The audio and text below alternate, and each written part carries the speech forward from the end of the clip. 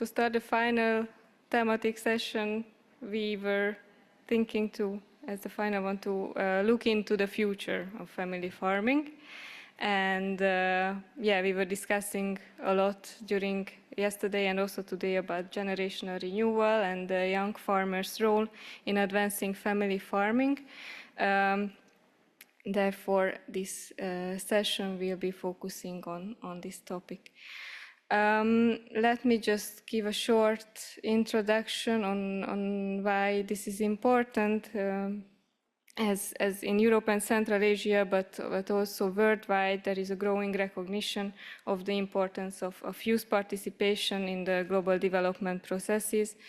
And therefore, FAO, in particular, the Regional Office for Europe and Central Asia, is also further supporting the engagement of youth in agriculture and agricultural policy processes in order to also ensure sustainable rural development and equitable food, agri-food livelihoods. The FAO Regional Office for Europe and Central Asia is supporting also a number of youth-related initiatives, such as, for example, conducting analysis on the situation and needs of young rural women and men in 2 sub-regions through studies in the Western Balkans and also in Central Asian countries, as well as we also organized rural youth forums. We had already organized 2 of such forums and also online consultations. And among many other topics, both of the forums had linkages with the UN Decade of Family Farming and had also specific sessions focusing on supporting the next generation of farmers regarding access to knowledge and policy, also how to contribute to the generational renewal of family farming. So now we would like to continue on these efforts and continue the discussion with you to look into the future also in ECA region and in the Latin America and Caribbean regions. Therefore, we are pleased to have with us our panelists who have valuable insights for you today to enrich this conversation. So I would like to ask to the floor, first of all, Pier Francesco Pandolfi de Rinaldis, who is a representative of Gnelenyi ECA through the European Youth Articulation of La Via Campesina from Italy. Please, Pier, come to the floor. Pier is an agronomist and he is also devoted to agroecology. He is part of, as I mentioned, the European articulation of the Via Campesina. Thank you, Pierre. Secondly, I would like to ask Arnita Veliu. She is a young farmer and entrepreneur from Kosovo. She's an agronomist and also an entrepreneur of Botanic LLC. Actually, Arnita has brought some products of her, some tea. You can also find it at the registration desk. Thanks a lot, Arnita. Thirdly, I would like to ask Mr. Lautaro Visca, who is from the Technical Secretariat of REAF Mercosur. Yeah, we met already, Lautaro, during the sessions yesterday, but yeah, just to shortly summarize, during the last 15 years, he has promoted initiatives in family farming for rural development, as well as coordinated spaces for policy dialogue in Mercosur countries. And finally, Tiffany Marsa, who is a project coordinator of the National Association of Youth in Agriculture from Dominica. Tiffany is a farmer and also part of the World Food Forum Youth Policy Board. Welcome, Tiffany, and thank you for coming. Yes, so let's start with our discussion. Actually, today in the morning, a meeting of young farmers took place here in the headquarters of FAO, and it was on a preparation of a toolkit which is aiming to support young family farmers to overcome pressing challenges and to enable the generational turnover of family farming. So we have now actually 2 participants who took part in this meeting, and therefore I would like to ask ask maybe firstly Tiffany about this toolkit. How does the toolkit support young family farmers in becoming more active in policy making and in community leadership? And how can they access also technical knowledge and skills better through this toolkit? And if you could give a practical example on how this toolkit can help young farmers to access these. Thank you. Absolutely. So when discussing the toolkit, we really looked at two different profiles of young farmers. So we have young farmers who are really active when it comes to the advocacy space. And then we have young farmers, for whatever reason, it could be limitations or just lack of an interest. They really just want to be looking at the on-ground work that they do, not necessarily the work within policy advocacy, even though it benefits them and it guides the way that they do their farming. So because we have these two types of farmers, we looked at different ways we could integrate into the toolkit these two types of people. And so one of the ways that we wanted to look at that was with the policy mapping resource. And the policy mapping resource creates policy dialogue mechanisms of youth in leadership. So they map policies across different regions. I know so far FAO has done a job at mapping some policies within the African region, and then they've started doing work on mapping policies within the Latin American and Caribbean region. And so we want to utilize these policies so that they can ensure or they know ways that they can use policies to advocate for themselves. So far, the work that has been done has just been in terms of mapping the policies. It'd be really beneficial if we could know the impact of these policies, which is something that hasn't been done yet, because we can have all these policies, but they're not put into practice. And so it would be really essential to know if there is an impact with these policies that they have looked at thus far. And then in terms of the farmer profile, that is somebody who doesn't really look at advocacy work, but they look at work of the on-ground things that have been done. We have the library of experiences. And so for a young farmer who lives in another region, their story may impact somebody from another region. And so these stories really help to impact the on-ground work that can be done. For somebody who isn't really looking for advocacy work, but looking to be empowered to see how they could be better farmers, they could utilize these experiences and see themselves in certain situations and certain stories, and then apply that to their own farms, apply that to their own lives. Thanks a lot, Tiffany. It is great to hear that that this movement is going on into both directions on the policy and practical level. This is very much needed. And now I would like to turn to Pier Francesco, who was also at the meeting, as I know today. So we heard from Tiffany that the toolkit aims to strengthen also the policy engagement of young farmers. And from your point of view, how can farmer movements like also La Via Campesina help to ensure that such grassroots tools like this toolkit is translated into real policy influence? Thank you. Good afternoon, everyone. Well, from our point of view, I mean, we were discussing during these 2 days, both in our youth meeting, but also in this interregional dialogue, analyzing the multiple crises that we are facing at societal level, and especially in their impact in the agri-food sector. Saying that we are really facing a difficult moment also in the democratic participation of civil society in the international and national spheres, it's crucial for us to ask for participation, meaningful space of participation and debate for farmers, and especially for the more weak and less represented constituencies of farmers, such as youth and women farmers that are unfortunately, especially in Europe, very poor represented and very poor present in the the sphere of farmers, because, for example, in Europe, only 12% of farmers in 2020 were under 40 years old,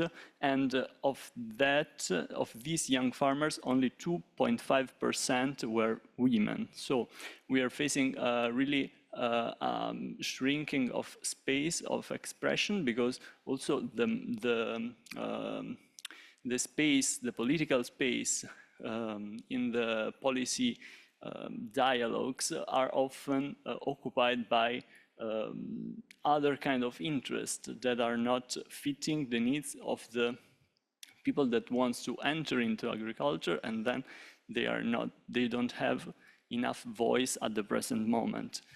Since it's a crucial challenge to address the future needs and the present needs of the future farmers, it's really important that these tools can help the farmers' organization to take more space in the policy dialogues at all levels, national, but also regional level, meaning inside the national government, and of course at international level.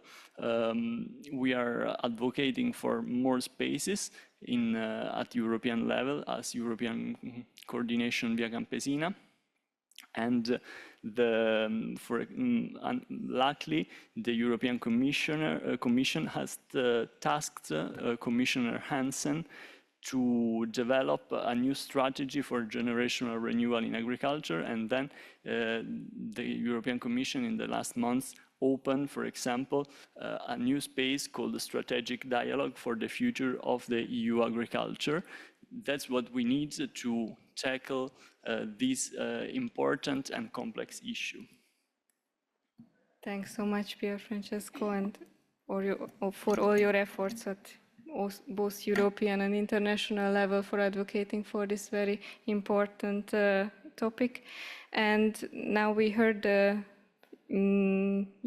European and international side, and now I turn to you, Arnita, for the national side, because it would be interesting to hear what are the tendencies in Kosovo in terms of rural youth being interested in agricultural activities and living in rural areas, being involved in family farming. Maybe you could share with us some general trends, what you experience. Yes, thank you, Bianca.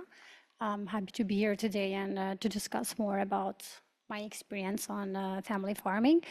Well, to start about what actually can make more interesting the youth, or to come back or to stay in a rural area, even that many people in Kosovo are moving from rural areas to cities, and some of them are actually moving to other countries. Someone is moving for educational, and some others for other services. But still, the highest percentage of the population still lives in a rural area. Hopefully, it will be even longer.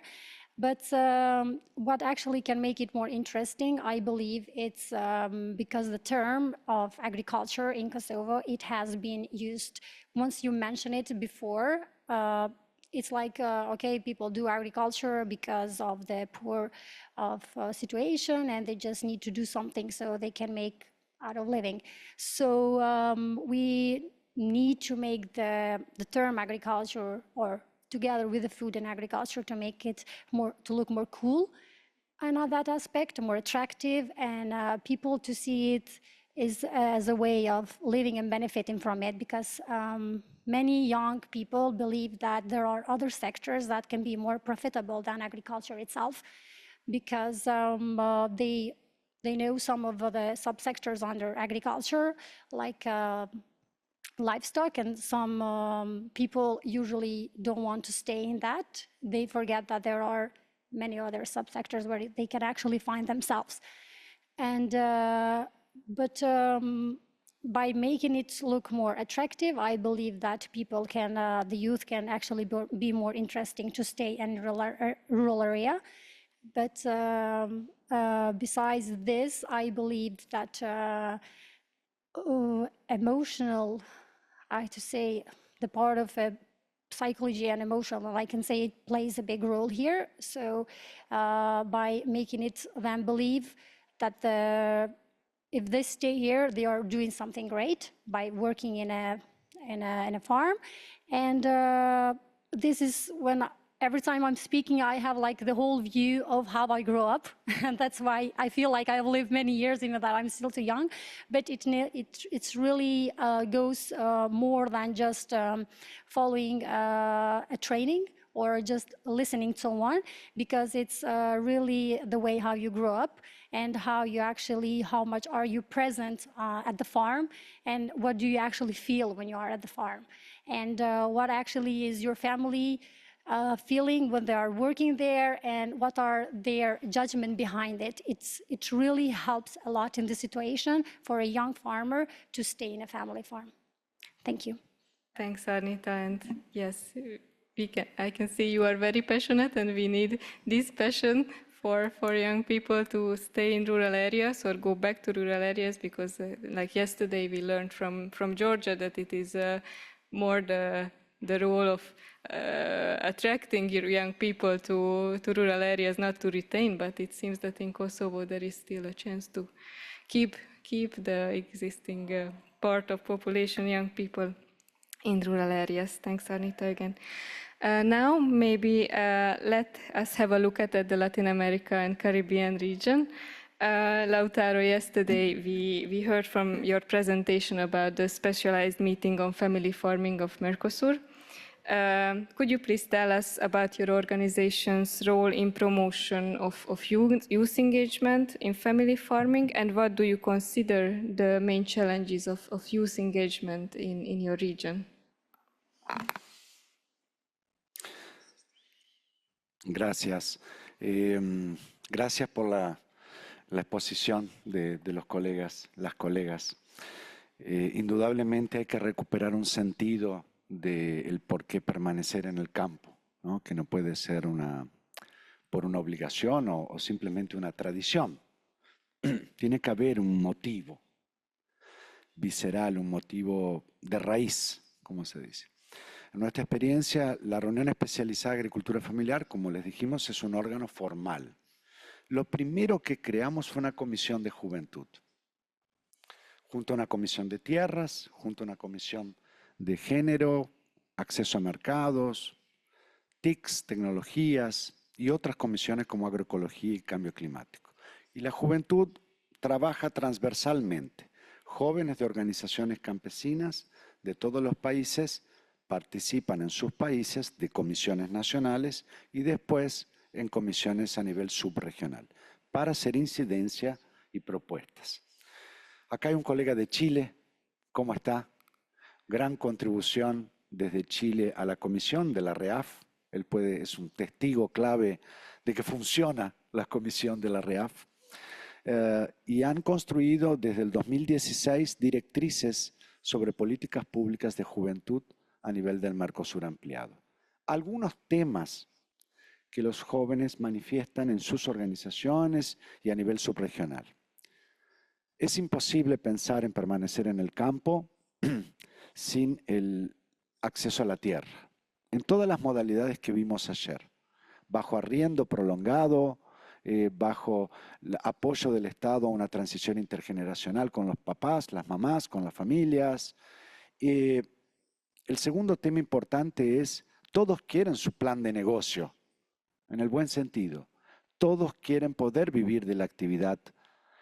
Y la gran mayoría de los jóvenes en Latinoamérica han pasado en relación a los últimos 30 años a tener un mayor nivel educativo. Entonces, hay un manejo de herramientas, hay un manejo de tecnologías. En el caso de Chile, hay jóvenes que manejan el Google Earth para hacer planificación de su comunidad. Y hacen escenarios a 20, 30 años de cómo va a avanzar el agronegocio y cómo tienen que ellos poder posicionar a su comunidad. Entonces, las herramientas están y la juventud en Latinoamérica las puede acceder. Estos jóvenes hacen planificación con el Google Earth como haría cualquier agrimensor o cartógrafo, desde su casa. Esto es interesantísimo porque hay que repensar el rol del Estado y de los instrumentos de política. no pensando de que los jóvenes están tan lejos, ¿no?, de las tecnologías para transformar. Otro aspecto central es el financiamiento para su primer negocio agrícola, ¿no?, para su primera actividad productiva. El otro es la formación, pero no solo la formación técnica, sino los cursos de formación que hacemos en la REAF, que son cursos de formación también sobre el Estado y la política pública. Los nuevos dirigentes y los líderes, lideresas de los próximos años van a tener que ser muy custodios del buen uso del Estado y de lo público para garantizar un buen vivir, para poder pensar en la agenda de los ODS y pensar realmente en los desafíos que el decenio nos va a dejar para adelante. Entonces, también exigen procesos formativos y de red. Y algo interesante que plantean los jóvenes es, al Estado, a la política pública, es, ellos arman sus redes de asistencia técnica, por ejemplo. Son grupos, algunos de WhatsApp, otros con otras plataformas, intercambian conocimiento, gestionan conocimiento sin burocracia. Y el Estado todavía es muy burocrático, ¿no? El modelo educativo, creo que, bueno, en Argentina siempre es un dicho que hacemos, las escuelas que iba mi mamá son las mismas que van mis hijas. No cambió nada. Entonces, el modelo tiene que ser más atractivo para la gestión de conocimiento. Es solo observar lo que están haciendo los jóvenes. Entre ellos, intercambian conocimiento, prácticas, de una manera acelerada. Nosotros estudiamos modelos de incubación y aceleración, ellos ya lo están haciendo. Es solo prestar atención y tratar de, con cuidado, dar las herramientas necesarias. Y finalmente hay algo que sí entusiasma, que viene a la REAF de parte de los jóvenes, que es: no todo es mercado, no todo es negocio. Los jóvenes tienen una preocupación central por los bienes públicos. Esta juventud está preocupada por el ecosistema, el bioma, la naturaleza. Tiene incorporado el hombre naturaleza, diría Morin, Edgar Morin, como algo natural.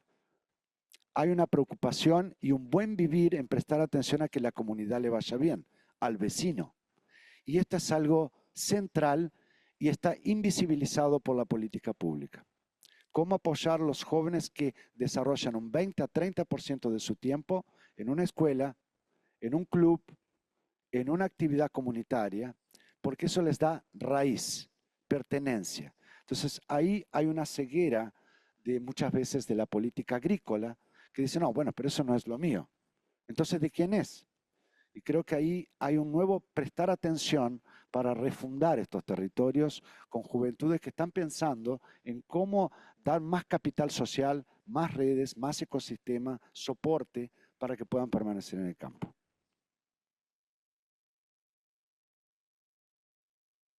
Thanks so much, Lautaro. And especially also for highlighting the issue of accessibility to natural resources, to digital tools, and also to knowledge.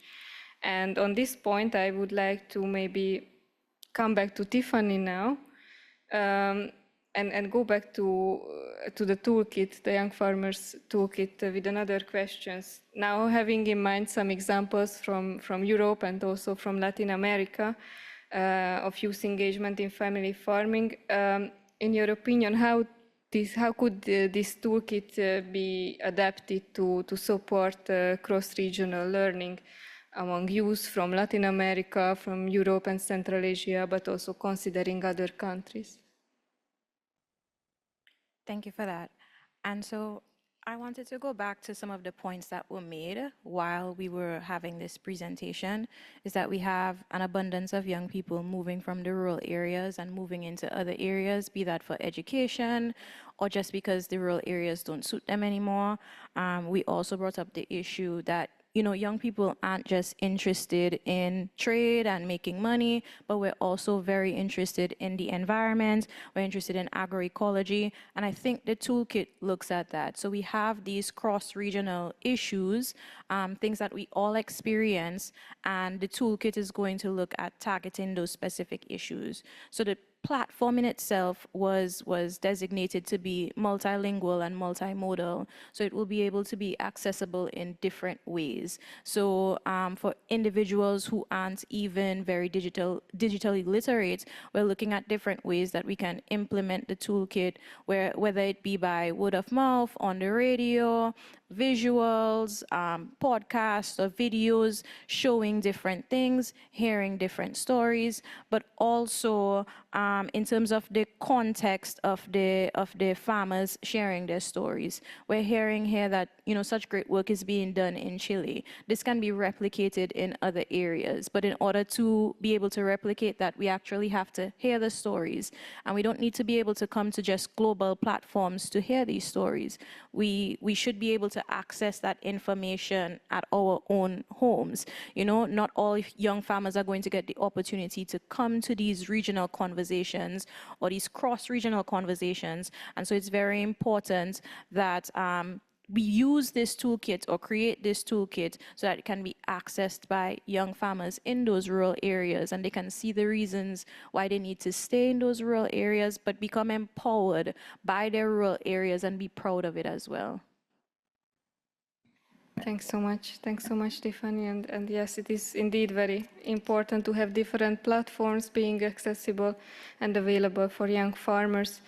And maybe on this line, I would like to turn again to you, Arnita, because you are also a trainer of different agricultural practices.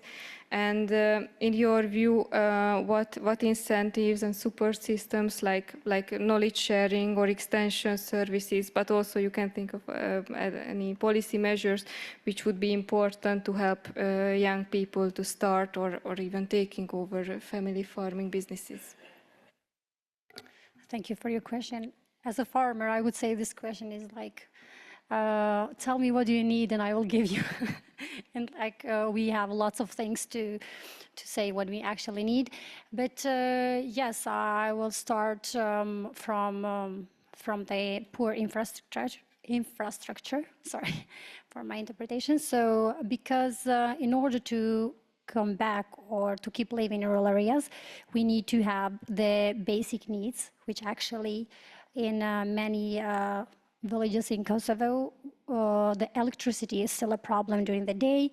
So especially when you are in the production, you cannot expect when it's going to be no electricity or something going to happen, and it's a basic needs, which actually, as a farmer, you need it.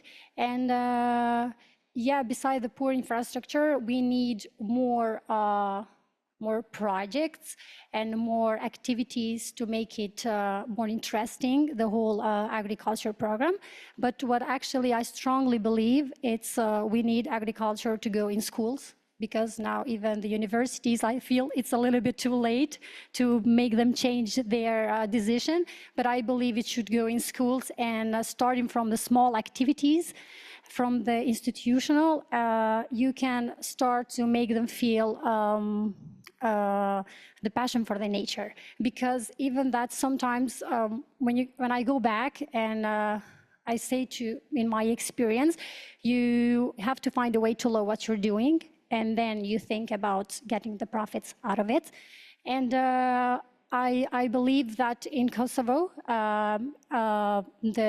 even that we have different kind of international NGOs and donors, and the government, I think they should come up together to make strong plans on actually how they can make the youth to benefit from it. Like making even that it sounds very simple, the idea, for example, bringing maybe a competition on celebrating the youth, or bringing project like whoever from this age to this, like having a specific age, will be engaged on this project, will get benefit this. And, maybe people, when they see it as a call, they can be, okay, I'm going to give it a try. And then once they try, probably it's going to be something that they will love doing it. They will see that it will benefit from it, it will actually change even the way how they think about agriculture. So I think the institutional plays a big role here, the whole institutions in Kosovo, but I think they need to come together and to think about these activities. I mean, we are grateful because we do have associations that they do their job really good. And sometimes I'm like, you know, we could have in the end, we should be grateful for all of these trainings and different kind of events like national fairs and international fairs are enough to bring the youth to see what the farmers have in Kosovo, you know, but there is always space for other people and the institution to play their role, especially municipalities, because they are like the closest to the villages. And, you know, the farmers need to be seen and need to be heard all the time, to be present. When the municipality is having a project, they need to invite farmers there. They can even invite the youth that are interested, because now, even that, okay, we, as our colleague mentioned, like before, we do have now access to technology and everything, and we can see these calls very quick. And by being engaged, this is how we find ourselves. I'm going always maybe to that point when I'm talking with feelings and a little bit of being emotional, because I always want to make this based on my experience and what actually is making me to stay in agriculture, food and agriculture. So there are many people as me that actually believe that we do get disappointed a lot. So we always have to find a way to not give up. I keep going back and say I'm grateful that I grew up in a family because we all work in this sector, on this business. And but yes, as a young farmer, I got to this. I am very challenged all the time. And sometimes when I see how the system works and stuff, and I'm like, okay, I'm giving up, but then I always find myself, I love what I do so much, so I need to find a way out.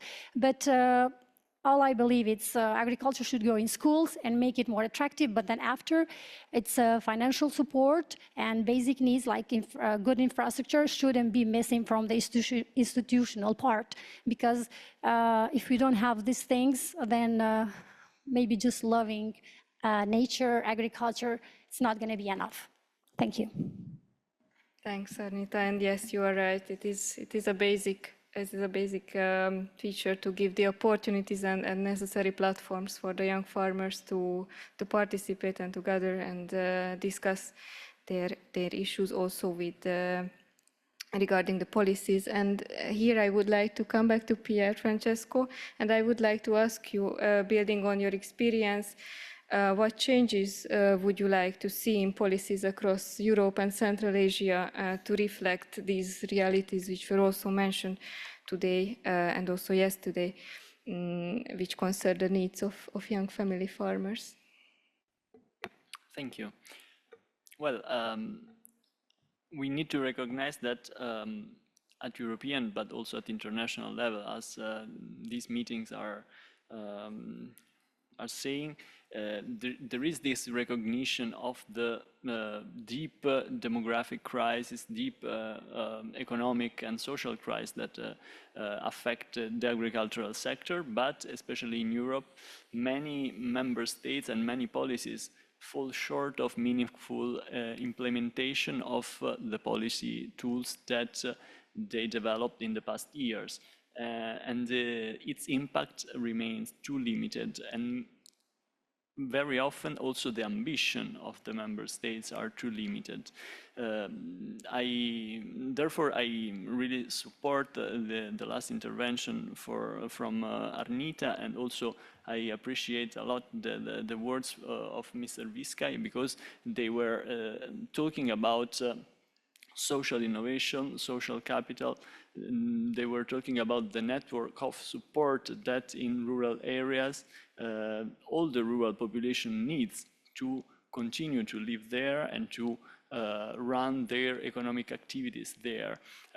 We need to really shift the paradigm of the public policies in our countries in order to address this huge challenge of generational turnover and the lack of farmers in the future years, because new tailor-made public policies should be really based on the real needs of the farmers And that's why we also appreciate and we are thankful for the effort of FAO regional offices in policy mapping.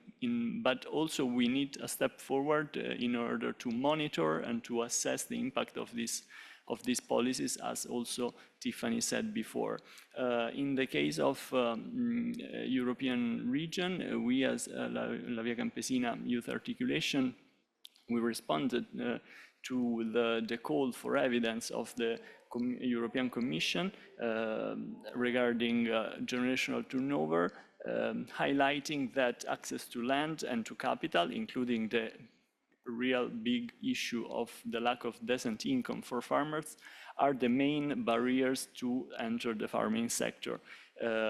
These are the elements that we need to address in not only with market regulation that we are advocating for, not only with the land directive that we are working on at European level, because we need more regulation of these sectors in order to have impact on the next generation of farmers. But we need also to be creative and to invest a lot in the social infrastructure of the rural areas.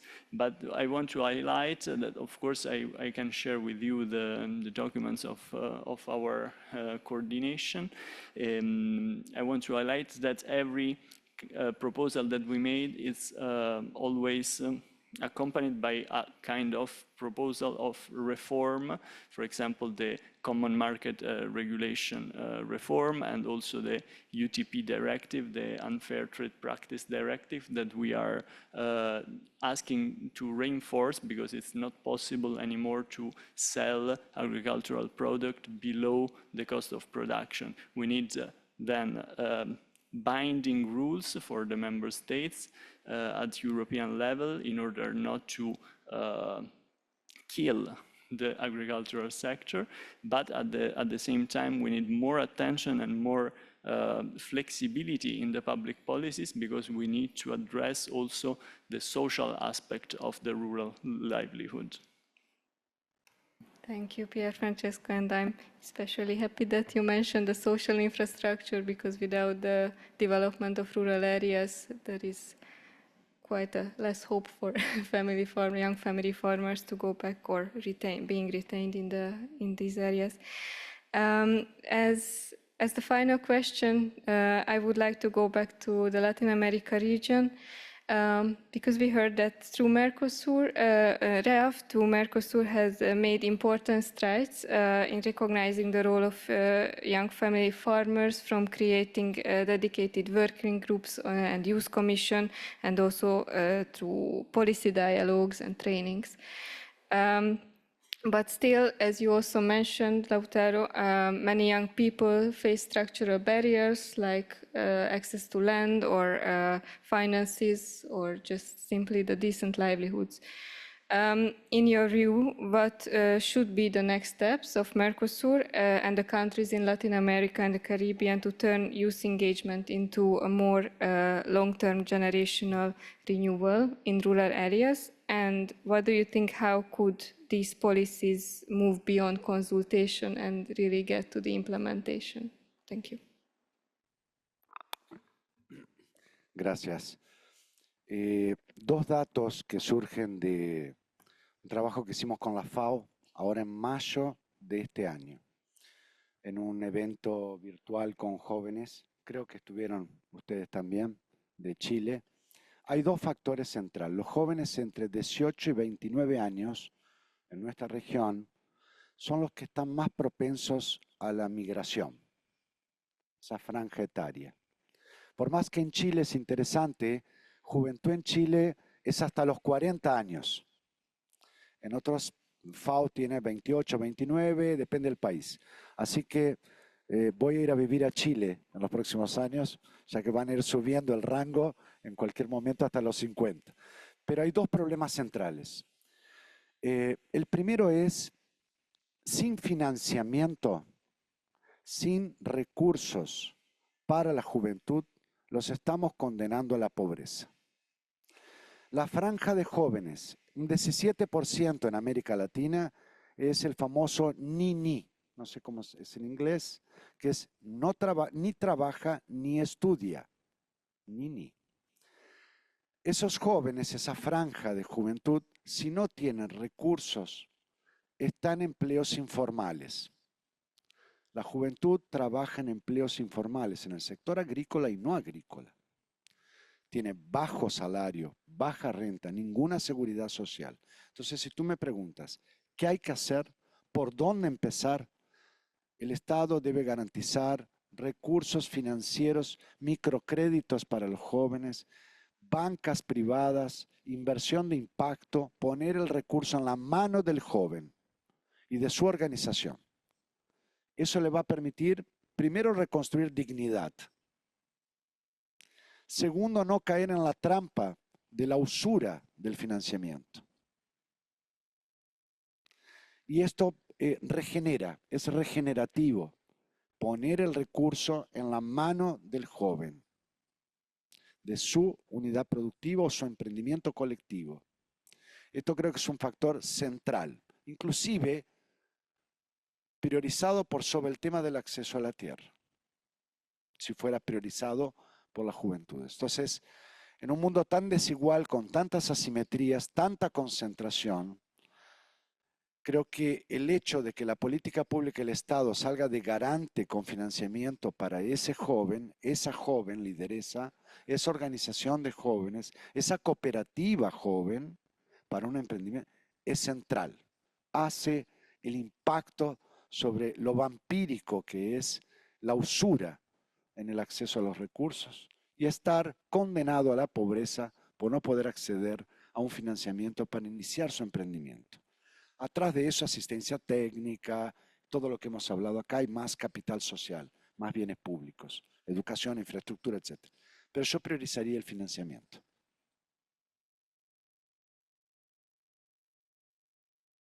Thank you so much, Lautaro, and these are very good final words for our panel.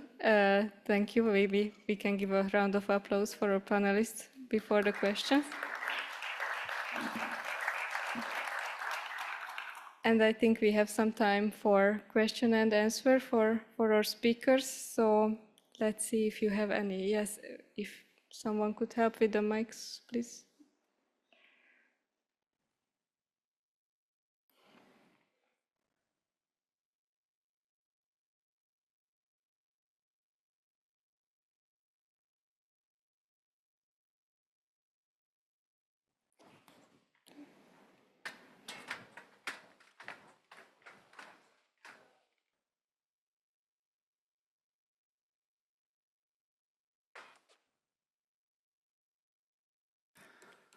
Alô, muito obrigado.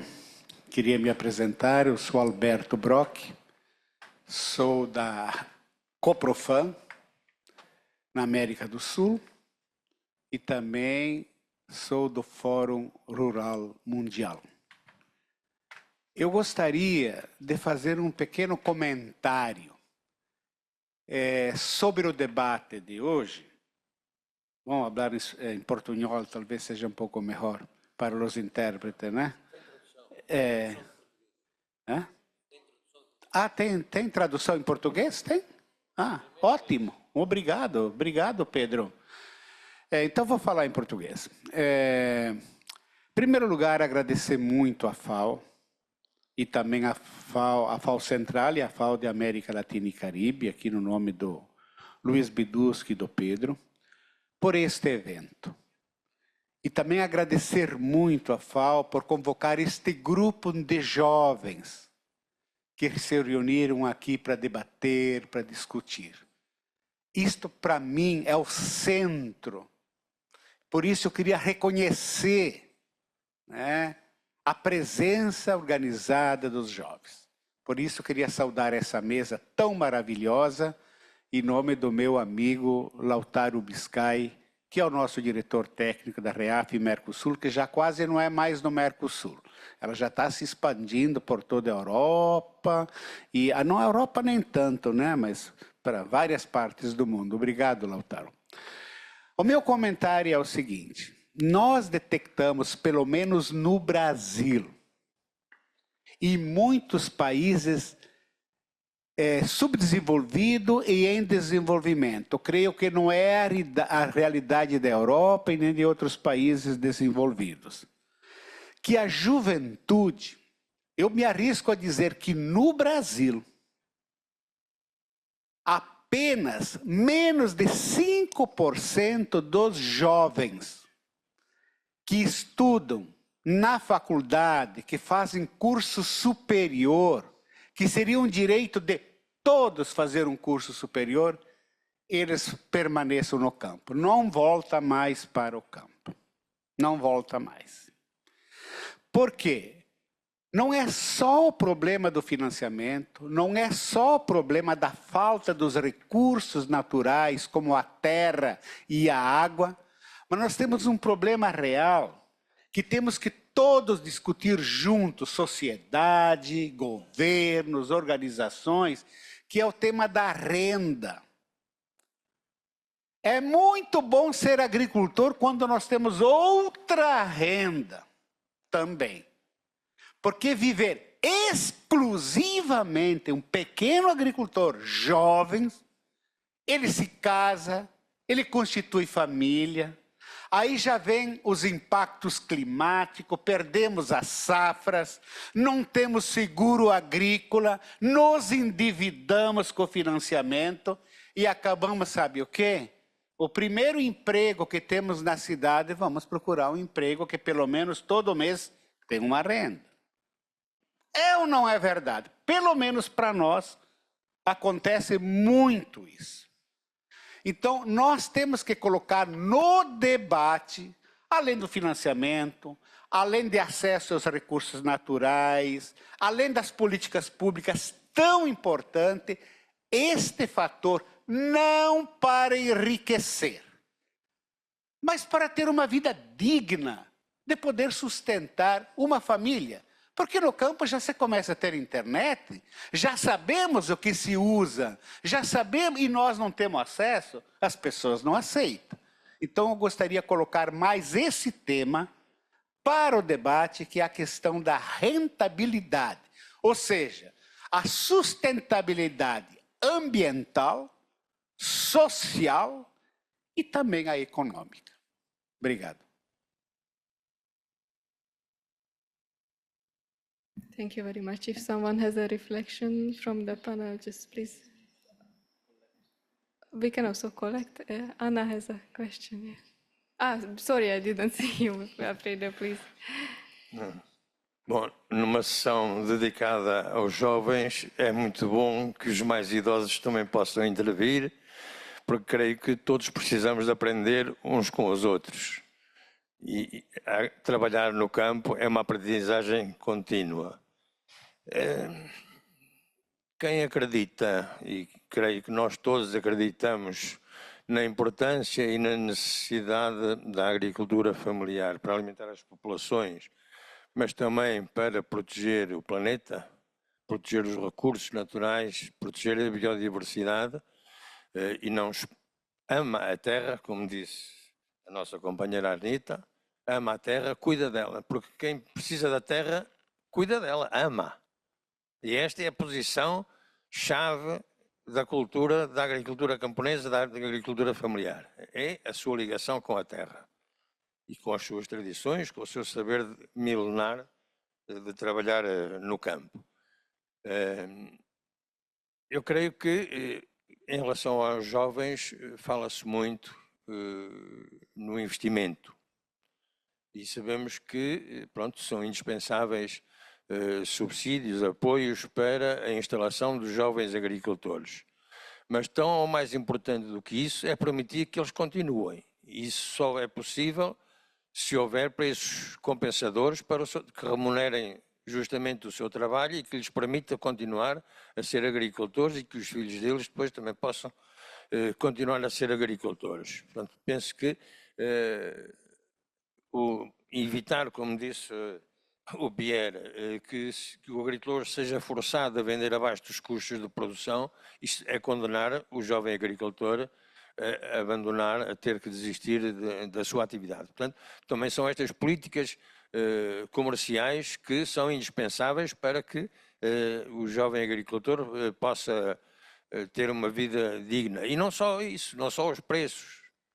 Nenhum jovem permanece no campo, constitui família, se não tiver escolas, se não tiver centros, creches, né? Se não tiver hospitais, etc. Portanto, são coisas complementares à atividade agrícola, mas que são essenciais para a fixação dos jovens, das jovens famílias no campo.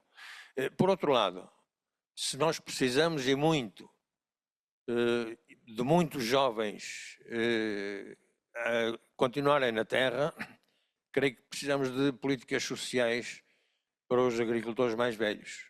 Precisamos de evitar que agricultores com 80 anos e mais continuem a trabalhar, que continuem a morrer debaixo de um trator, como muitas vezes acontece, porque essa falta de condições sociais são o que obrigam a que eles continuem a trabalhar com uma idade muito avançada e, naturalmente, dificultar que os filhos tenham o acesso à exploração.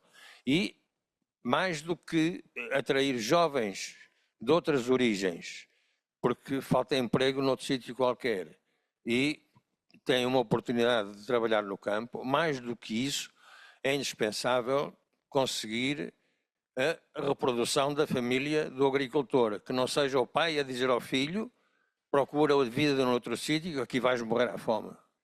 Tem que ser criadas condições económicas à agricultura familiar, com políticas públicas de segurança social que permitam que o filho possa assumir as terras dos pais e que os pais possam ter uma vida digna.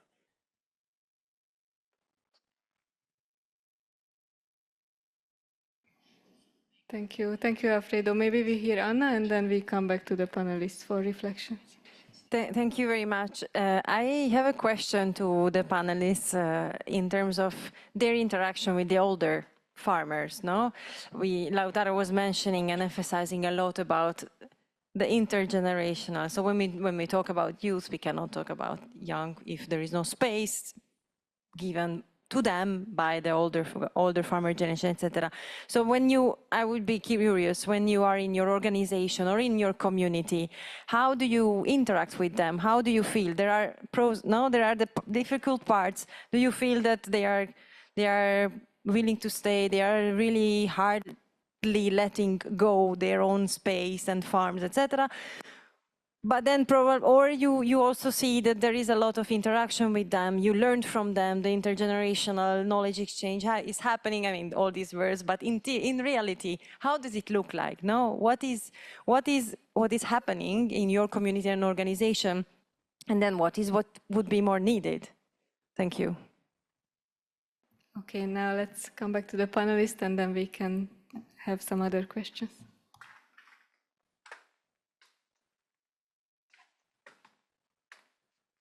I'll try to conclude everything. Well, I do agree with the two first opinions. Like, as a farmer, I stand with you in that aspect. It's what we actually need all the time.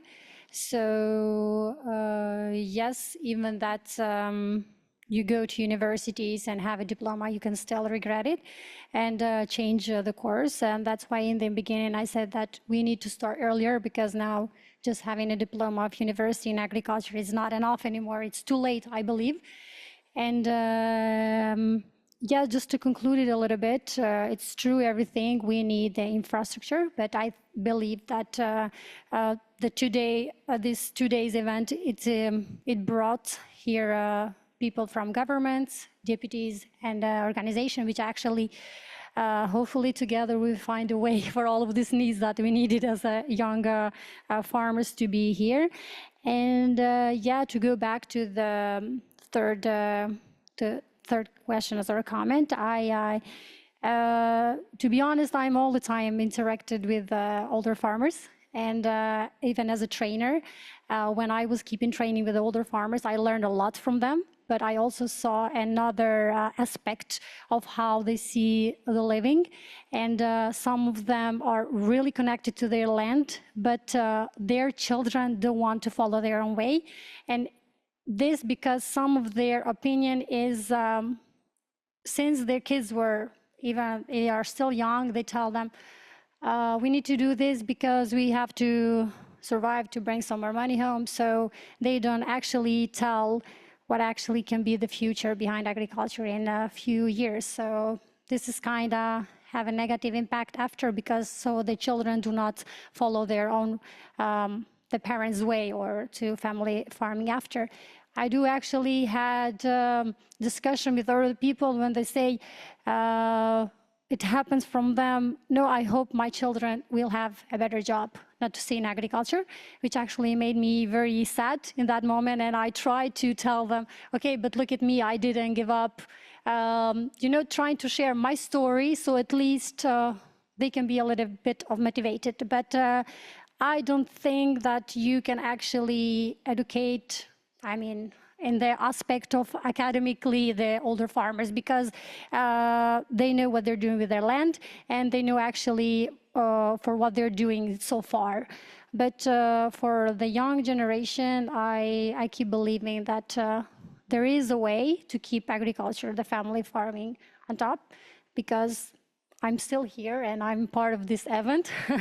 So I do believe in a future of family farming, and I think besides all other businesses, family farming, it's more stable than other businesses. I think it's a very strong arm behind of the whole country. Thank you.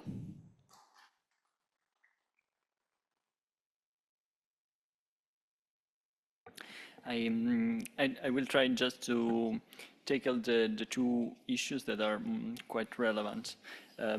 First of all, regarding the price and income, I think the real goal of our struggle should be not to only redistribute the resources that are unequally distributed, especially if we think about the common agricultural policy at the European level, but in general in the farming sector. The real goal for us is to regulate the market and regulate the public sphere in order not to need any income support for the farmers, because we all want to live with our production. We want all to not be dependent by income support. So this is, I think, the right direction, the right pattern that unfortunately some constituencies of the farmers' organization are not advocating for. So the issue is to really regulate the market in terms of access to market and access to land. Regarding the interaction and the generational intergenerational relationship, of course, is crucial as a social movement, but also from a policymaker, I think perspective should be one of the most relevant issue, because there are multiple layers that are that need to be taken into account. So technical turnover, political experience that has to be shared. The human aspect is really important, and the economic aspects of the turnover, of the generational shifting of the farms. So that's why, for example, in the European Youth Articulation of La Via Campesina, we are always studying the best practice that we can see in Europe. For example, in France and in other countries exists a kind of rural community organizer role that is recognized by some member states. For us, it's really important to replicate this intervention, because we really need someone that is capable not only to address the technical issues of generational turnover, so how to pass from elders to younger people a farm, but also that it should be able to tackle the human aspect of this turnover, because, for example, not only pension schemes that are decent and they can accompany the people getting out for their job, but also, for example, thinking about the housing of elder farmers that usually live on the farm and then need to move out. Just to give you an example, this kind of rural community organizer are trained to work on all these sensitive issues. Okay, thank you again for the two original comments. I think there's just one thing that I always question or I always wonder about, and it's not necessarily an answer to the second comment that was made, but more so a question that I'm posing again. We have sort of this chicken or the egg, which one came first when it comes to developing social policies in these rural areas? Because will these social policies then drive youth, or do we have to drive youth back to the rural areas before we create the social policies? Do we create the infrastructure in the rural areas first and hope youth come and be able to utilize these infrastructures, or do we encourage youth to move back to the rural areas? That way we can look for a way to generate income into those areas and create those infrastructures. So that's usually a question that I think about when it comes to social policies and creating infrastructures in the rural areas. Will we even be able to drive youth back to these areas? In terms of the question that was asked when it comes to intergenerational conversation, I share the same sentiment with Anita. Usually farmers are very happy to speak to you. Older farmers are very happy to speak to you, educate you on the things that they have done, the problems that they've had, and how to solve your own issues, but they don't encourage their children to do so. I myself come from a family farm, and I furthered my education, and I moved back home from a developing country back to my home country in Dominica, and it wasn't encouraged. My grandparents weren't very happy that I went back into farming when I came back home, because it's just something that's usually frowned upon. Is if you can do better because they think agriculture isn't better, then do that and don't do agriculture. So I do think, again, they're always willing to speak to you, have those conversations, but they're not necessarily encouraging their children to do so. Thank you. Is there another, maybe we have time for another question? Okay.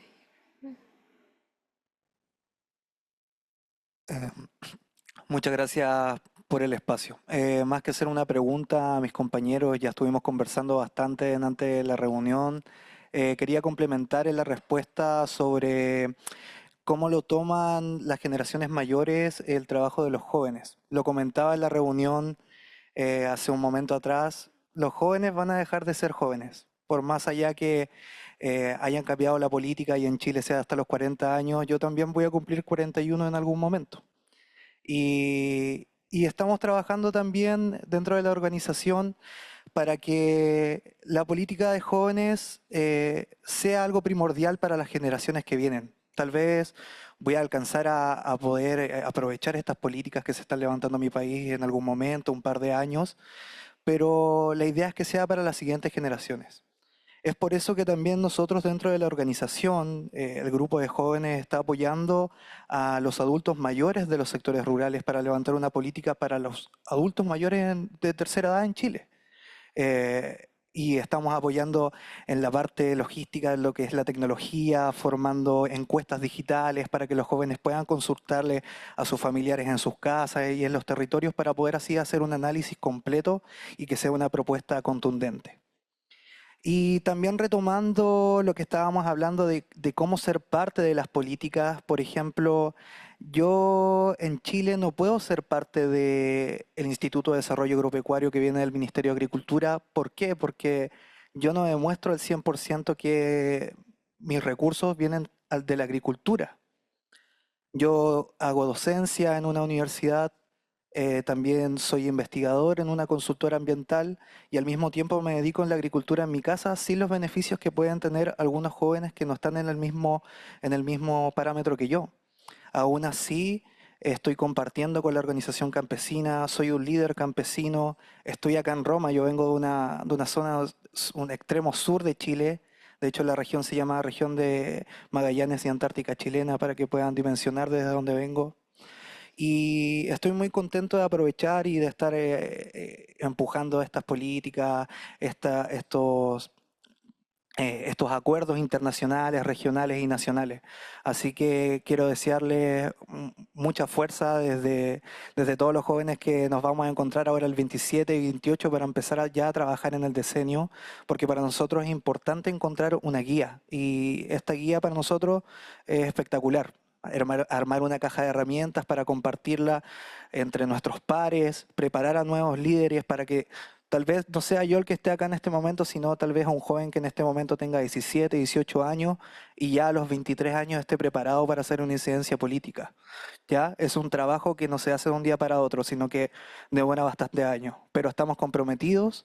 Estoy muy feliz de haber compartido con los compañeros acá en la reunión en FAO y muchas gracias por todo. Thank you. Yes, we have two more questions or comments. Thank you. Grazie, muito brevemente. Eu fiz esta pergunta, aliás, essa pergunta, eu fiz um comentário, uma espécie de uma provocação, e gostei muito dos comentários e as respostas de vocês. Porque, mais uma vez, fica claro que a juventude que quer permanecer no campo tem isso como vocação. Olha, nós tivemos 2 exemplos na mesa que abriram, né, mão de estar na cidade e voltar ao campo, mesmo com a orientação dos pais, para que saíssem do campo. Isso eu chamo de muita vocação. Então, isso é muito importante, estimular nos jovens esta vocação que se pode sim ficar na agricultura, para que a gente possa ter, né, a continuidade deste modo de produzir alimento e de viver, que é da agricultura familiar. E gostei muito também do jovem que comentou, olha, precisamos discutir o mercado. Por quê? Porque nós não podemos receber menos do custo de produção para plantar. Nós temos que ter pelo menos um equilíbrio, né, para não perder, porque senão nós não podemos pagar os nossos financiamentos e não temos como também atender as nossas famílias. Então, acho que isso também eu quero levar muito em consideração esse aspecto de como lidar com o mercado, para que os nossos agricultores familiares, e muitas vezes acontece de receber menos do que o custo de produção. Isso seria um desincentivo para a agricultura familiar. E, portanto, estou muito contente com as respostas desse debate. E dizer para o meu amigo Alfredo que ele não está reivindicando para ele, só para ele nem para mim, é para os milhares de agricultores com mais de 80 anos que se encontram na atividade ainda e que muitas vezes, não só do ponto de vista da jubilação, mas que seria importante abrir esse diálogo com os mais jovens para colocar a eficiência da juventude com, digamos, as experiências dos mais antigos. Muito obrigado. Thank you. So we have one more comment or question from Luis, and then we come back to the panel, but then unfortunately we need to close. Thank you. Very quick. No, two or three points that rise for me in this conversation, and taking in account the 7 pillars of the global action plan of the UN Decade on Family Farming. Of course, in this session, we are focusing more on the youth pillar, but what emerged for me is a discussion about one of the pillars that's related to the multifunctionality of the family farming. So we are talking about to producers, but also We are talking about, especially when we talk with the youth people, to another activities in the rural areas that's not exactly the food producer. No? So I think this is an aspect of the discussion we need to put together in our discussions from a perspective, from a territorial perspective. No, we are talking about the territory. New activities, non-farming activities in rural areas that could be an attractive to these young people, these youth people, to come back to the territories, to come back to the field, to foster a new economy, a new society. I think this is, for me, it was a good debate because helped me to think about this aspect that we could in next days go deeper and understand a little bit more between the different regions. So thank you for your thoughts. Thank you. Do you have any reflections, colleagues in the panel? Okay. Then I think we can finish this. Thank you very much once again for your involvement. And now we are going to proceed to the final session, to the group work. And I would like to give the floor to Morten to continue. Thank you once again.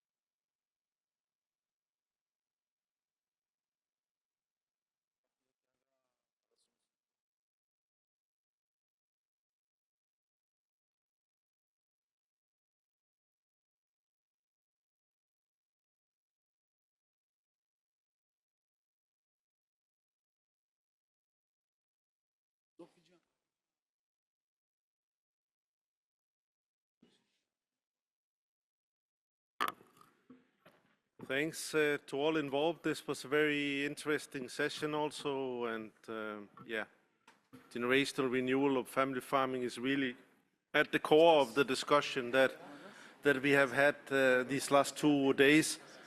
And the purpose of the last session now is to wrap up the discussions and to have discussions in smaller groups.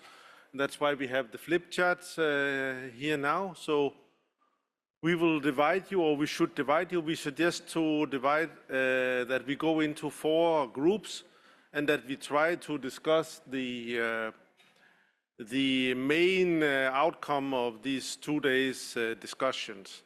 And to make it a little bit more concrete than that, we have tried to formulate 2 questions that we would like each of the groups to respond to. And then the idea is that we work in the groups now for 40 minutes, and then we come back and each group will have 5 minutes to present very quickly the recommendations, the outcome of the discussions. You can use the flip charts if you want. You can also put it in a slide on a laptop or whatever. There are no formal requirements. So, but just go into the 4 corners of the room and we will start to discuss about these questions. And yeah, let's see how we will manage. What? Yeah, maybe that's a good idea that we divide into a Russian-speaking, a Spanish-speaking, and an English-speaking group at least. And then we can have one for those that, that is left, or we have only 3 groups, all is fine. So what do we start? Russian-speaking group here at the door, maybe? Russian-speaking group can come to me, the Spanish-speaking group can go to Pedro, and the English-speaking group with Bianca and Morten, if there are too many. Okay, good. So 40 minutes, and then we come back and present.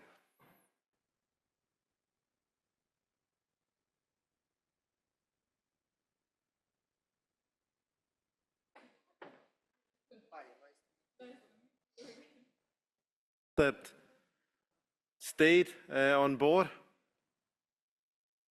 Did you agree in each group who will present?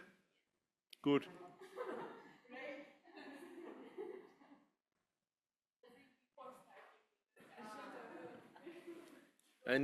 Guess we need interpretation also for Victoria. You will present in Russian, or you will present in Russian? But then we will need the interpretation and the microphone.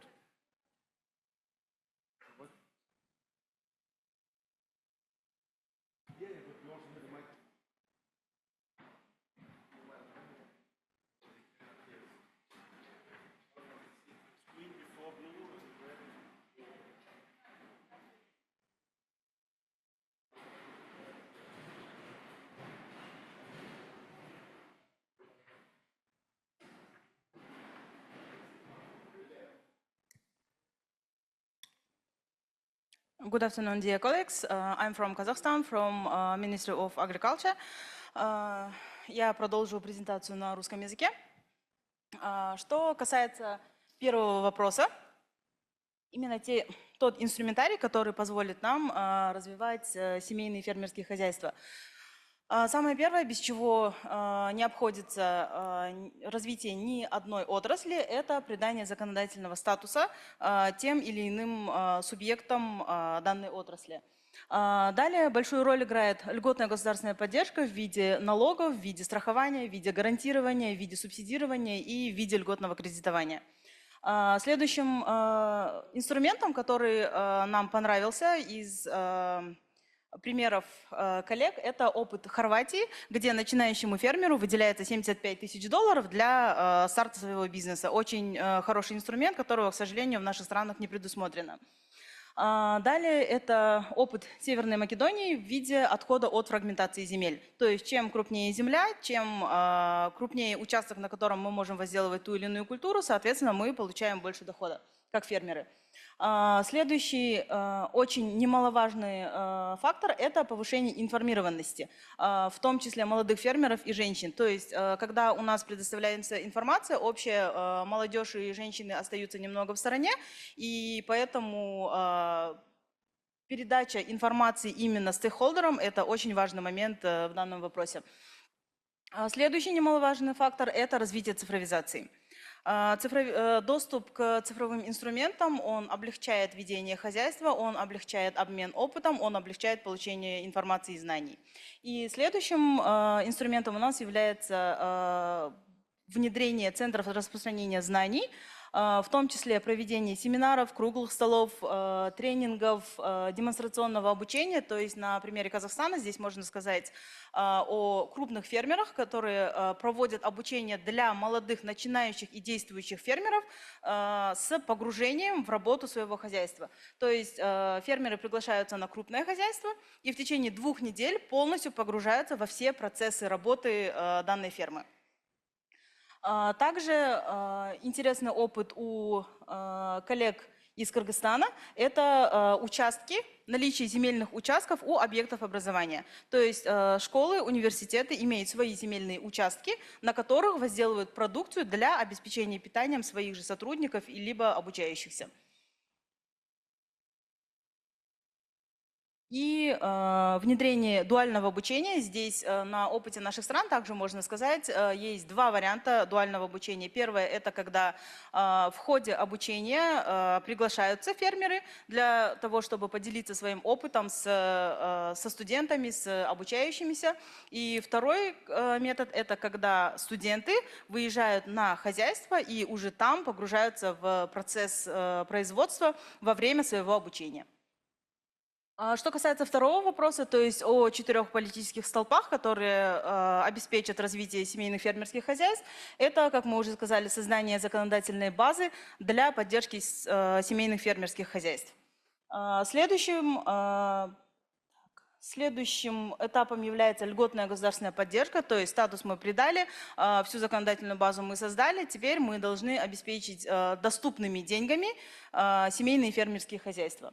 После того, как мы обеспечили деньгами, нам нужно, чтобы этот интерес не пропал на стадии получения денег. То есть здесь важно формирование лидеров мнений. Не со стороны власти, а именно из представителей фермеров. То есть я фермер со своим классным успехом, я делюсь своим опытом, и мне, как фермеру, который достиг определенных высот, начинающие молодые фермеры, женщины, представители семейных хозяйств, они верят намного больше, чем если бы эта информация предоставлялась из экранов телевизоров со стороны властей, к примеру. Далее. После того, как мы создали базу, дали доступные деньги, доступные кредиты, после того, как мы заинтересовали в производстве, следующим немаловажным фактором является развитие маркетинга. То есть мы произвели, мы должны это продавать. Это либо укрупненный экспорт, то есть когда мелкие семейные фермерские хозяйства кооперируются и выходят на экспорт, либо это обеспечение локальных рынков сбыта на местах. То есть, когда семейные фермерские хозяйства обеспечивают ареал своего проживания своей продукцией. Вот так мы видим инструментарий, который может позволить развить семейные фермерские хозяйства, и политические основания, скажем так, для их развития. Благодарю за внимание.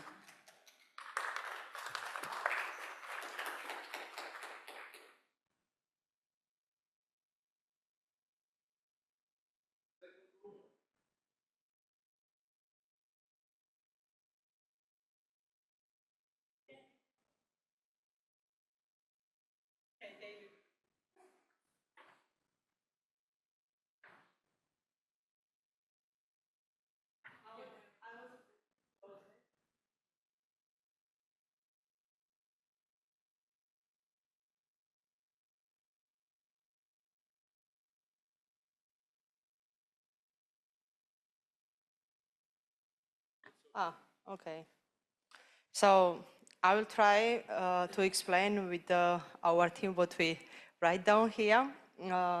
And for the first question, maybe I will stand here better. First, we write down here the capacity building through grants, but it's we are not considering only grants, giving the grants without the background, the special trainings. Firstly, we should give them special training programs, and after this, we should give them the grant program, for example, for special machineries on what they needed to develop their farming.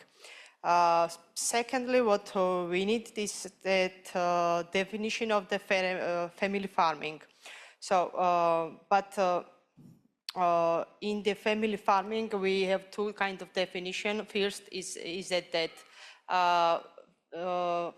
those families who is coming from the had their farming activities, and young farmers who just started to go through the farming. For example, they are startup and they have no background on farming, but they have willing to do some farming activities. So we should define, we should categorize these two definitions.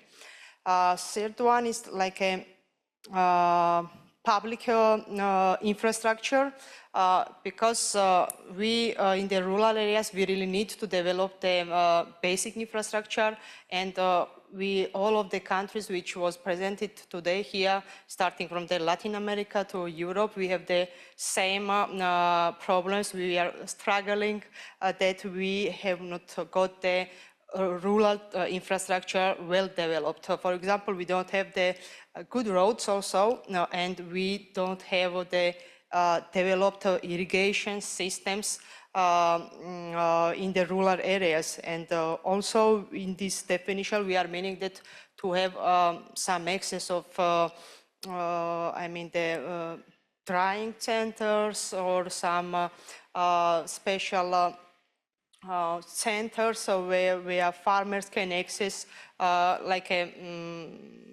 farmers can access it. It will not be like a private investment.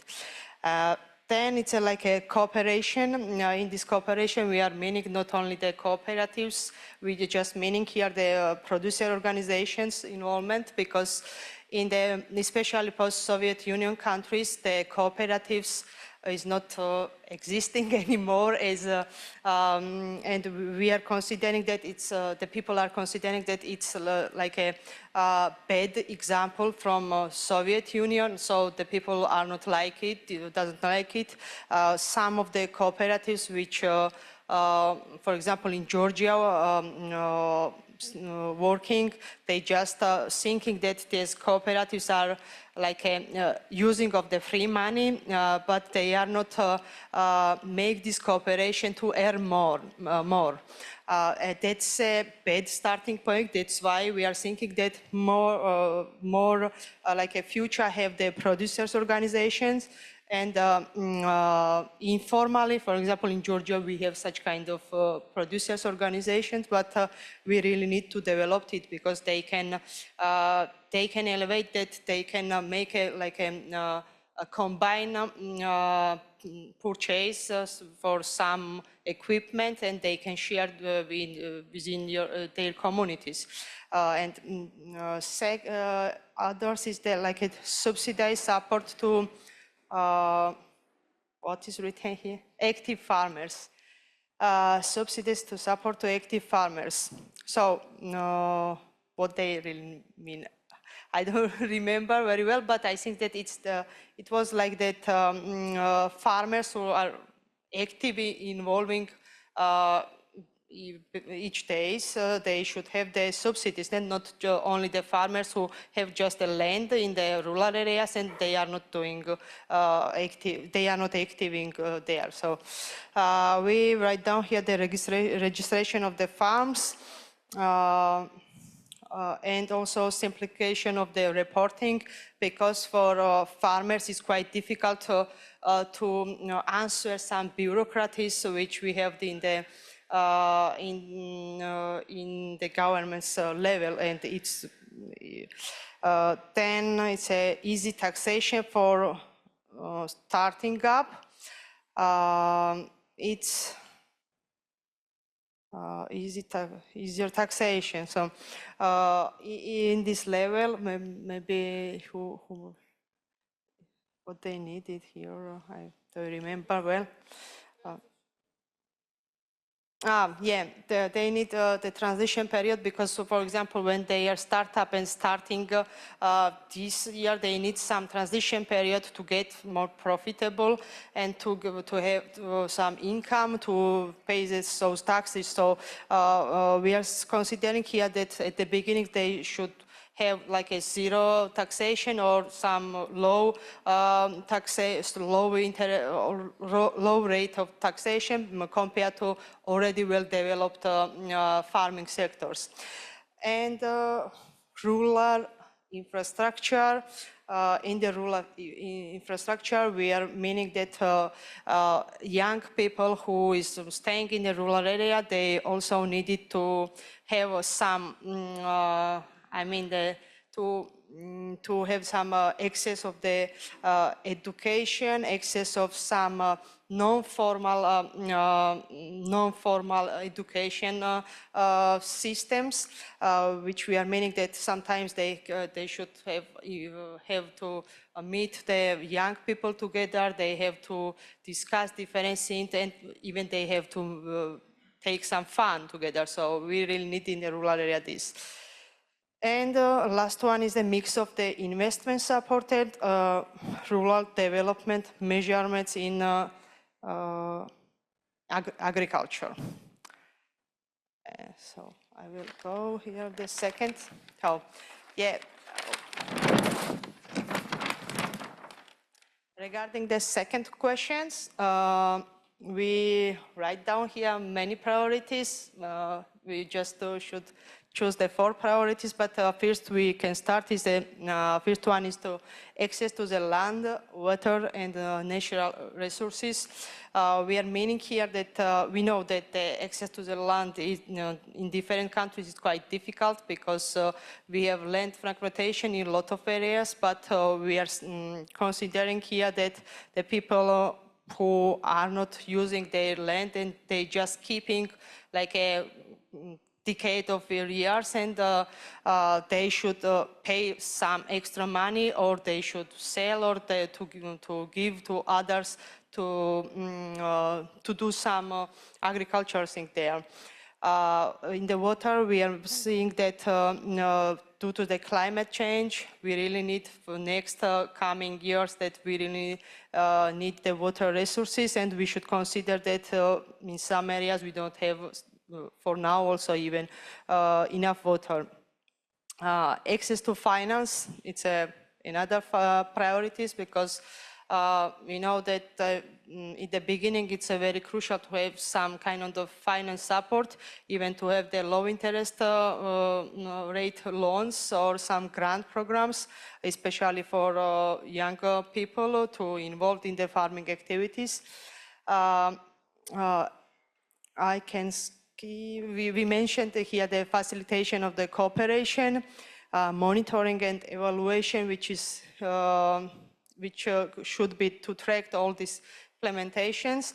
And the third one is, for us, the priorities is the education and capacity building, because all the efforts, what we can consider, if it is not like a strong background of the education, it cannot be succeeded, because all the finance support without the proof of educational backgrounds, all the activities cannot be successful. So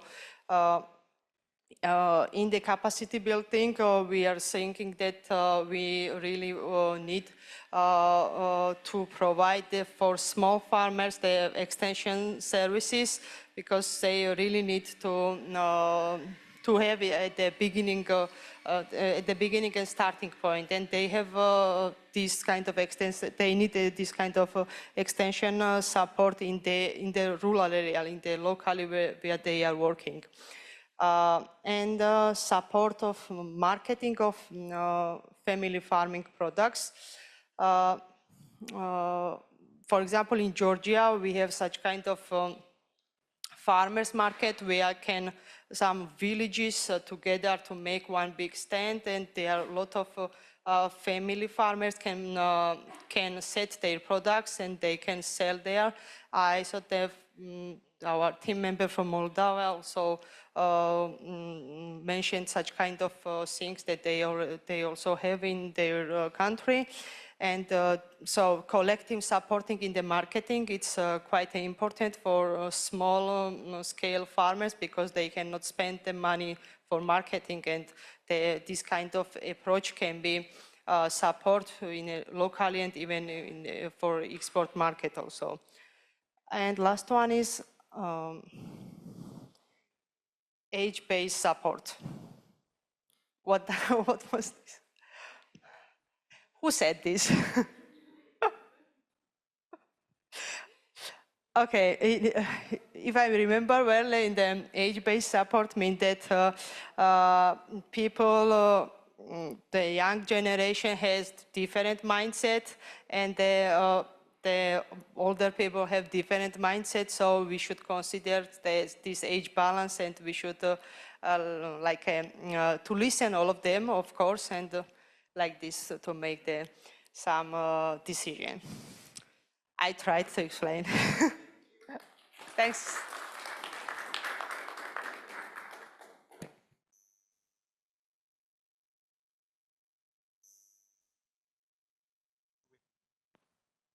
Do we have a third group also?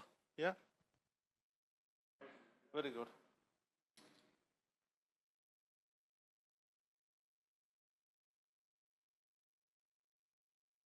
Bom, a comunidade de línguas latinas resumiu-se ao português. Foi apenas entre eu de Portugal e o Alberto do Brasil. E pusemos como primeira prioridade a necessidade de políticas públicas. Muitas vezes assistimos a que os governos vão atrás do prejuízo.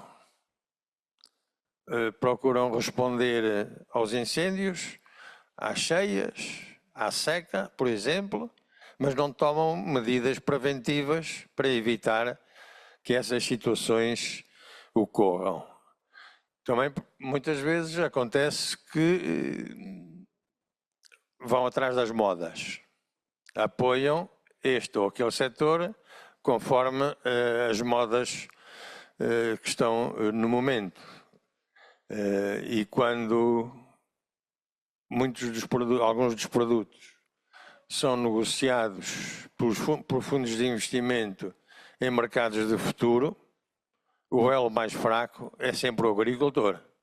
Quando se está a negociar o preço do trigo ou do girassol, que vai ocorrer daqui a 4 anos, esses fundos de investimento estão a condicionar completamente o nosso trabalho.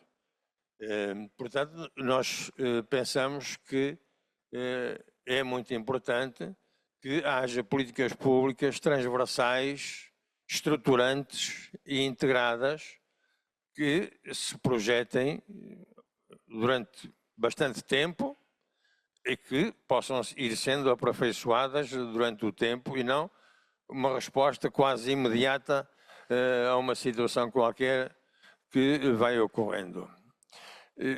Por outro lado, também nas políticas públicas destacamos a importância e a necessidade das políticas regionais e locais.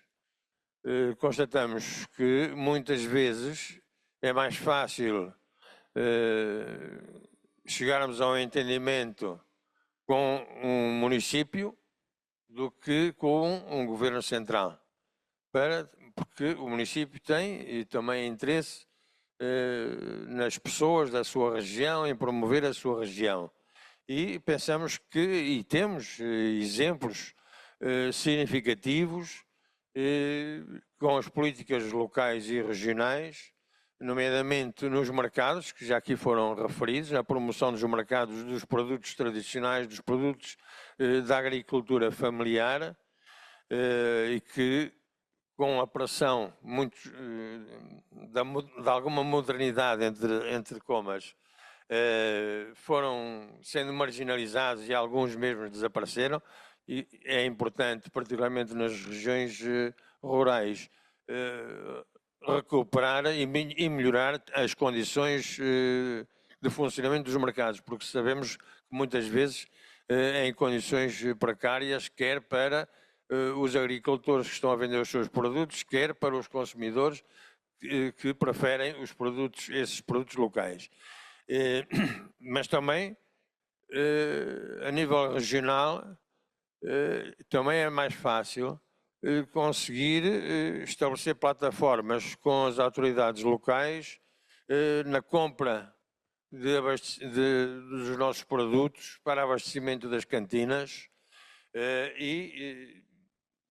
muitas vezes fala-se em escolas, mas as cantinas públicas são muitas e são diversas. São as escolas, são os hospitais, são as prisões, são os quartéis, portanto, são as instituições de solidariedade para a terceira idade. Portanto, há um universo muito grande do domínio público que, se comprarem a agricultura familiar, se calhar, do ponto de vista imediato, não temos sequer capacidade para satisfazer todo esse mercado. Portanto, há aqui um campo muito grande de trabalho nesta questão do abastecimento público, não só no plano local, mas também a nível de uma cidade. Uma cidade não tem produção, precisa da produção. Ora, se também alimentarmos as estruturas sociais de uma cidade, portanto, temos aqui uma capacidade de trabalho e de produção muito grande. Também pensamos, e há situações muito específicas, do trabalho das organizações de agricultores com as autoridades locais em relação a questões de ordenamento territorial. Sabemos que, por exemplo, a pressão urbanística é muito grande na ocupação de terrenos de cultivo, de terrenos agrícolas, não é?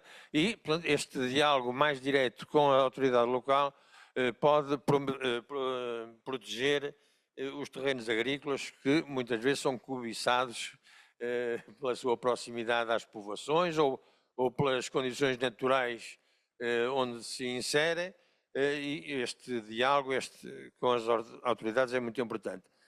Assim como o trabalho em torno do acesso aos recursos naturais, particularmente a terra e a água. Pensamos que neste domínio tem-se conseguido mais avanços e é mais fácil trabalhar muitas vezes com uma autoridade local na proteção das terras agrícolas e das terras florestais, assim como a defesa dos recursos naturais e, em primeiro lugar, naturalmente, a água. Portanto, do nosso ponto de vista, é mais importante procurar trabalhar em políticas a médio e a longo prazo do que estarmos a procurar satisfazer apenas necessidades, que muitas vezes acontecem, necessidades momentâneas, mas precisamos fundamentalmente de políticas estruturantes que deem a segurança a quem está a trabalhar, quem vive da agricultura e, como vimos na sessão anterior, em relação aos jovens, se os jovens não tiverem segurança na sua atividade, dificilmente poderão continuar a trabalhar no campo. Portanto, é esta a nossa ponto de vista, a necessidade de políticas públicas em discussão com os agricultores, não para os agricultores, mas políticas públicas discutidas com os agricultores, porque os agricultores é que sabem, em primeira mão, o que precisam. Não é receber ordens, não é receber uma lei ou um decreto a dizer tens que fazer assim, mas é políticas participativas em que, com o nosso conhecimento, possamos ter políticas mais justas.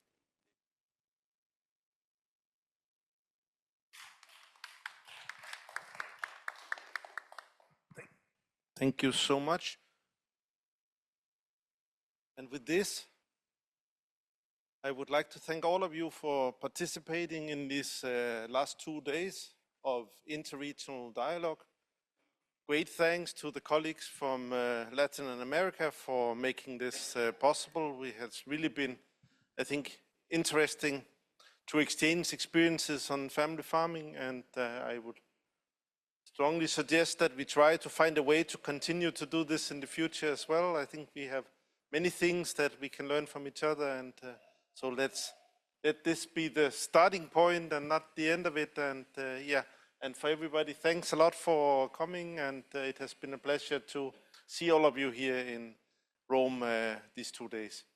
Thanks a lot, and also thanks to Anna and the team.